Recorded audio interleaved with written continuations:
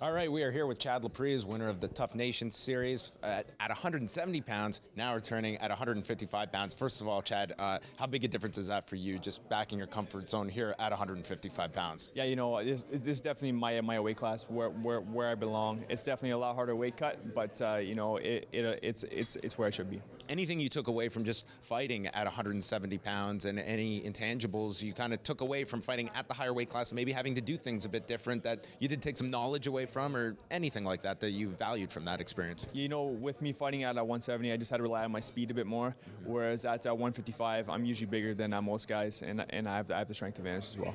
We'll see a lot of people when they come into the UFC. I mean, they're brought up. You see them come up through the undercard. You've had a lot of focus on you from the Ultimate Fighter, and here you are, one of the featured fighters on the main card.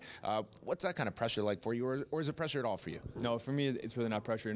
I'm super blessed and thankful to the UFC for putting me in the third last fight of the night. In my first fight outside of the Ultimate Fighter. It's absolutely amazing. Tell us a bit about just in preparation for this fight, where you've been, London, TriStar, and kind of the experiences, and who you've been working with, who've been the key guys getting ready for Yosteni Cedeno. Yeah, I moved up to Montreal, so I'm full time now at TriStar Gym as of July.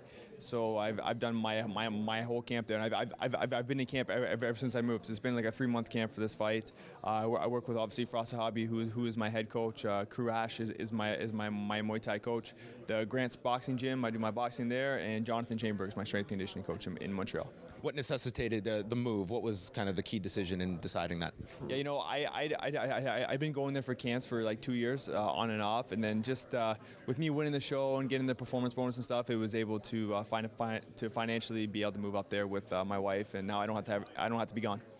How have you found it in terms of a lot of presence out of the TriStar Gym? We've got Rory McDonald, Olivier's on this card, Elias was out there. I mean, does that play a big difference in camp when you're working with guys that are all peaking for that same date and working together? Yeah, it's so nice, man. There's so many killers there. Every day there's definitely no easy rounds. There's no rounds off with those guys. So you definitely get better.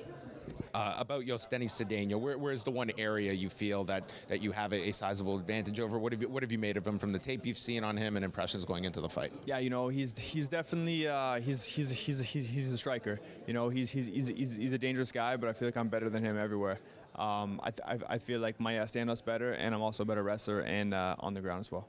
And as you look back now, your time in the Ultimate Fighter House, was that overall positive one? Drives a lot of people crazy. They're just putting them stir crazy for those 6 weeks. Was it an overall positive one for you? Is it one you would ever want to do again, for instance? I'm definitely glad, and I would totally do it again to come out with the same outcome. But it was the hardest thing that I ever had to do in my life. I was gone for 6 weeks from my wife, from my family. But everything turned out well for me. But you like going in there, you have to be very mentally strong. And I set a goal going in there, and that was to win and nothing else. And I was fortunate enough to come up to win. Well, we wish you all the best going into Saturday night. It'll be Chad Laprise taking on Yosteni Cedeno at the Scotiabank Centre in Halifax, Nova Scotia.